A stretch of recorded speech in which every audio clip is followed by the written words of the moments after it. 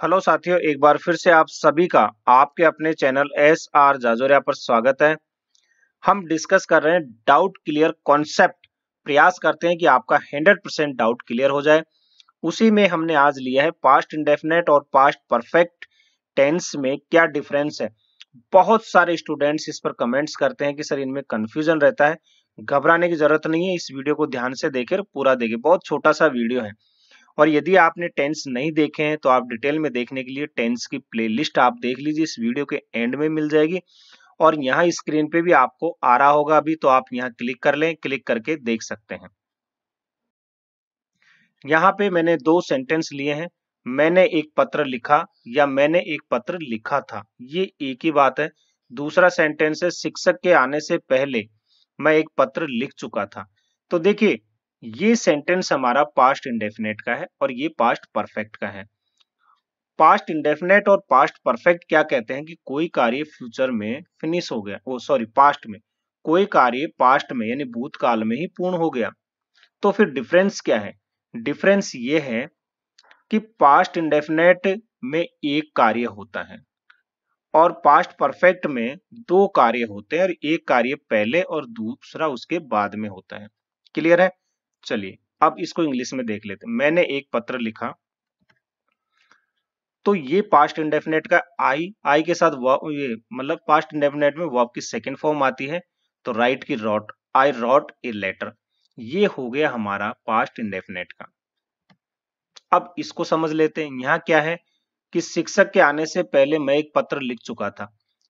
Past perfect में दो कार्य होते हैं, एक कार्य पहले दूसरा बाद में। इनसे जोड़ने के लिए पहले यानी बिफोर, बाद में यानी आफ्टर, और व्हेन यानी जब, इनका यूज किया जाता है। क्लियर है? सेंटेंस को जोड़ने, जो कार्य पहले होता है, जो कार्य पहले होता है उसके साथ हम हैड प्लस वर्ब की थर्ड फॉर्म लगाते हैं, और जो कार्य बाद में होता है उसको हम पास्ट इंडेफिनेट में बनाते हैं।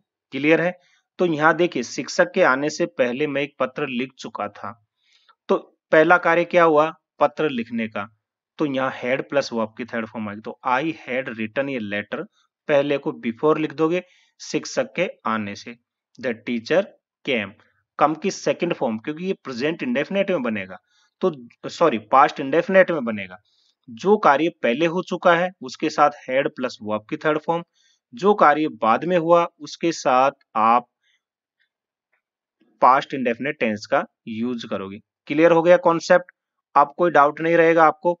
अगर ये सेंटेंस ऐसे भी होता कि मैं एक पत्र लिख चुका था, आपसे सीधा यूं बोला जाए कि मैं एक पत्र लिख चुका था, तब भी आप आई रोट ए लेटर लिखते। क्यों? क्योंकि ये सिंगल ही था, क्योंकि ये सिंगल था। जब भी सिंगल यूज हो तब आप पास्ट इंडेफिनेट का ही यूज करें। अगर दो में है तब आप पास्ट परफेक्ट का यूज करें। बहुत सारे ऐसे लिख देते हैं, मैं खाना खा चुका था, मैं जा चुका था। एक्चुअली वो सेंटेंस तो बनता है, लेकिन आप उसको यहाँ बनाओगे।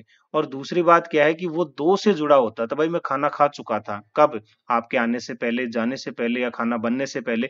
कोई ना कोई बात उसमें जुड़ी होती है, लेकिन हम उसको ना जोड़ करके सीधा बोल देते हैं, इसलिए थोड़ा सा डाउट हो जाता है। क्लियर है? और सेंटेंस ले, मुस्कान यहाँ आई या मुस्कान यहाँ आई थी, ये हुआ हमारा पास्ट इंडेफिनेट का। और तुम्हारे सो जाने के बाद मुस्कान यहाँ आई थी।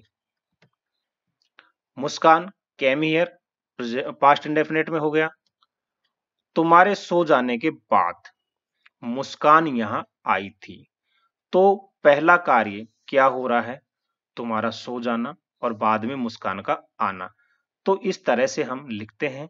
यहाँ पे जब आफ्टर का यूज करते हैं तो पास्ट इंडेफिनेट वाला पहले लिख देते हैं, तो मुस्कान केम हियर, और जो कार्य बाद में हुआ था, सॉरी पहले हुआ था, उसको आफ्टर लगा के लिखेंगे।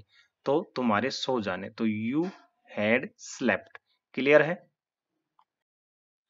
एक और देखो, मरीज मर गया और डॉक्टर के आने से पहले मरीज मर चुका था। ये हमारा किसमें है? मरीज मर गया या मरीज मर गया था, पास्ट इंडेफिनेट का, द पेशेंट डाइड। और ये हमारा है पास्ट परफेक्ट में। दो हमें सेंटेंस दिए हुए हैं। डॉक्टर के आने से पहले मरीज मर चुका था, पहला कार्य मरीज मरने का, तो हेड प्लस वर्ब की third form. The patient had died before, दूसरा डॉक्टर का आना, पास्ट इंडेफिनेट में बनेगा, द डॉक्टर केम। कॉन्सेप्ट बहुत सिंपल है, केवल समझने का प्रयास कीजिए।